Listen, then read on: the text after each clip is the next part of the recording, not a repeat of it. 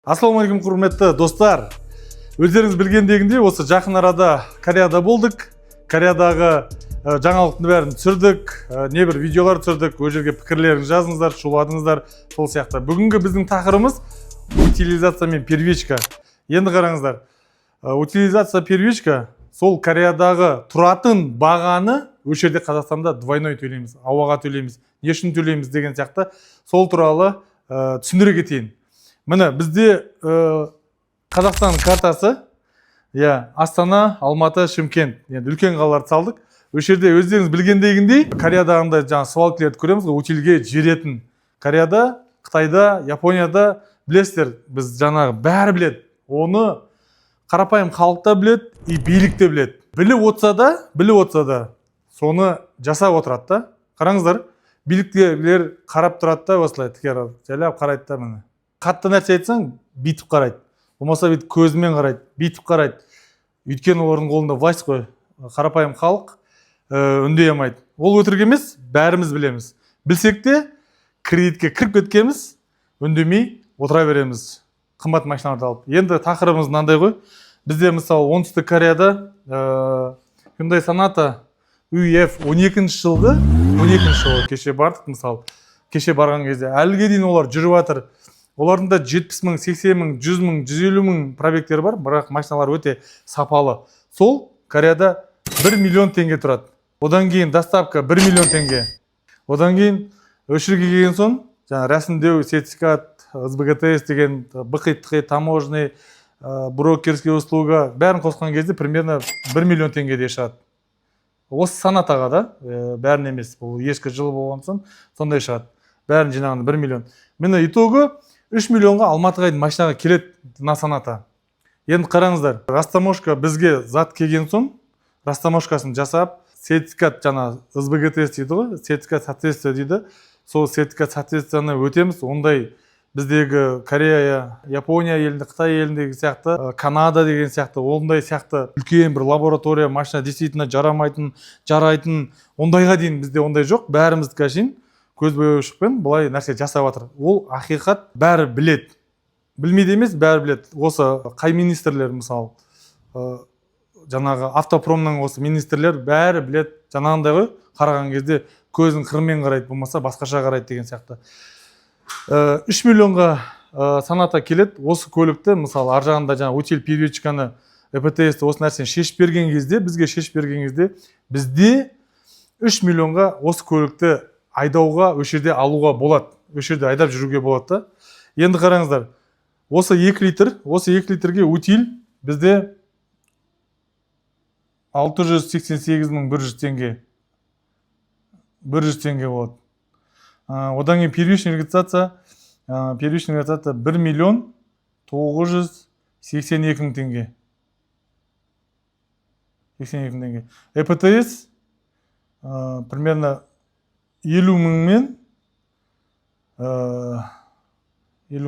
60 мың теңгенің аралықта. 60 мың теңге аралықта. Осының бәрін қосқан кезде примерно бізге 6 миллион теңге келеді. 6 миллион теңгеге под ключ келеді. Қараңыздар. Көрдіңіздер ма? Осы ақша, утилизбор, первичка, ЭПТС-ті, ладно, енді қазір оны придумать етті, оның алдында болған. Осы жаңадан осы кислородты осындай біз сияқты кәсіпкерлерді, болмаса басқаларды қысу үшін тағы осы нәрсе придумать етті мысалы. Оны да істеп жатыр, оған да енді амал жоқ, өнеміз. Жаңағындай таможняда алдында да оңай еді, қазір олда да қиын.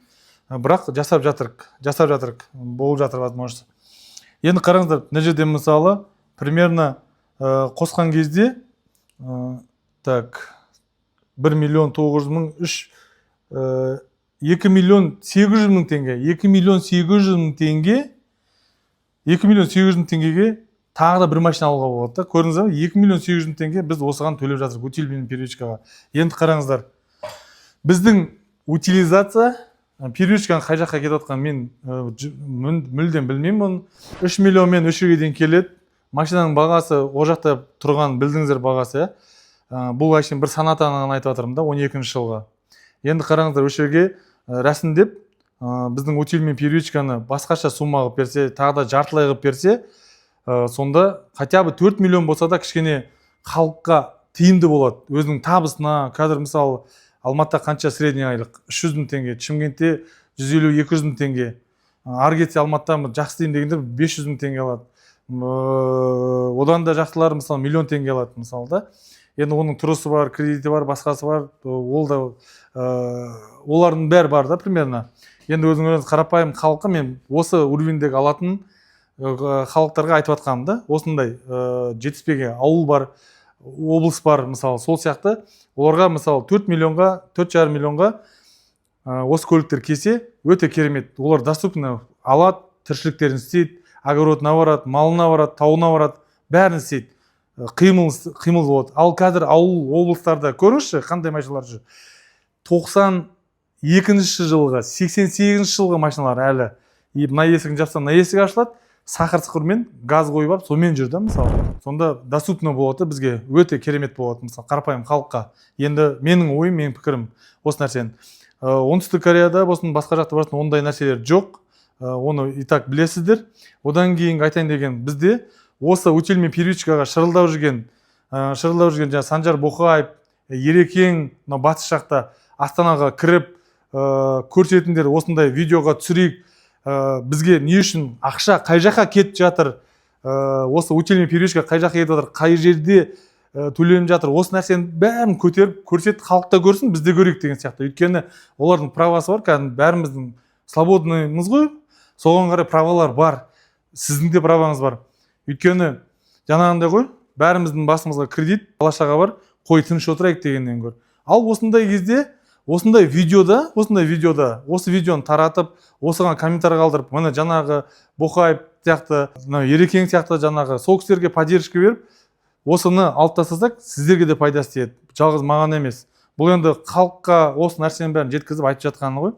Сол сияқты сіздердің болмайтын басқа лайфхак видеоларға, ел болмаса жаңағы мен оның алдында осындай күліп түсірген видеоға қанша комментарий жазды. Осыған комментарий жазыңыздар ал.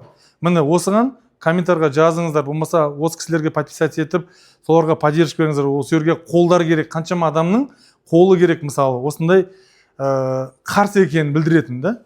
Өздерінің пікірлерін жазыңыздар. Утиль алу керек пе, алмау керек пе екен. Иә.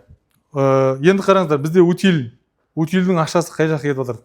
Боқаев қанша жерде барып, тракторда барып, мен тапсырып жатырмын, утильді қалай қылайық, не қылайық деп бәрін көрсетіп тастады. Енді Астана, Алматы, Шымкент. Осы жерде утилизация бар ма? Утилизационный свалкілер бар ма бізде?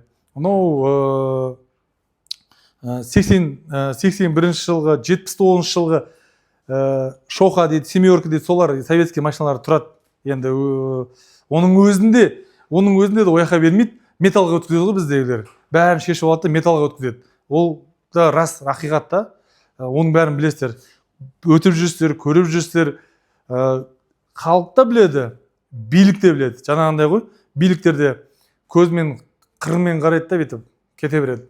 Бәрімізге жаңағындай выгода қай жақта, сол жаққа қарай. Енді мен айтайын дегенім, біздің утилизациялар жоқ. Біздің утилизациялар Шымкентте, Қатын көпірде, Алматыда Жібек жолы, тағы қандай базарлар бар? Жібек жолы, Карсити дейді. Тағы да осындай базарлар бар, ескі запчастьтер сататын. Астанада да сондай. Астанада аттарын ұмытып тұрмын. Астанада сондай. Міне біздің көліктерді жаңағындай сойып сататын сол жерде утиль. Наоборот, соларға төлесін ақшаны сол.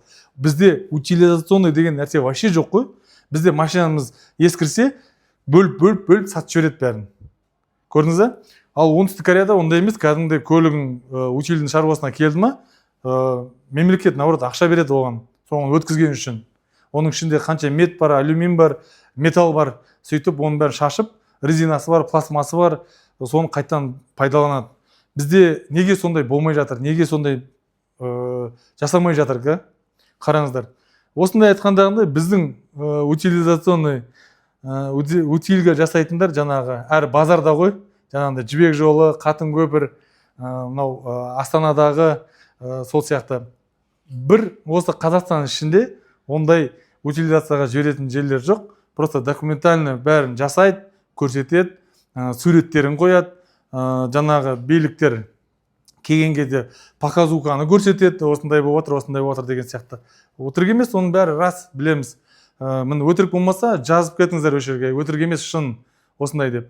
Біздің бүгінгі общий тақырыбымыз осы туралы мен айта кетейін деген, өйткені былай есептеп қарасаңыздар, Кореяда жаңағында айтатым, ол Кореяға дейін, осы жерге дейін бізге 3 миллионға дейін келсе, аржағында тағы да бір кішігірім қосылса, машина 4 миллион 500-ге дейін болса, халыққа өте доступны. Осыған өздеріңіз пікірлерін жаза кетіңіздер. И жаңағы осы жерде шырылдап жүрген бауырларымыз батыстағы өте керемет, оларға рахмет, күш береміз. Тоқтамауын сұранамыз. Ары қарай басын біз қолдаймыз. Сіз қолдайтын болсаңыз, осы жерге жазып кетіңіз. Осы видеоны жаңағы утилизборға первичканың проблемасын шешіп жүрген жігіттерге, жаңағы Ерекең дейді, батыстағы Бухайт дейді, осыларға жіберсең, жалғыз ол кісілер емес, бізде осыған атсалысамыз. Сіз өзіңіз қалай ойлайсыз? Сізде атсалысасыз ба? Атсалысатын болсаңыз, осы видеоларға пікір жазып, біз сияқты көлікпен айналысатын, үндемей жүрген, мынау солардың бәрін шақырамын, солардың бәріне айтам. Автоперекупщиктер, майдасынан бастап ірісіне дейін.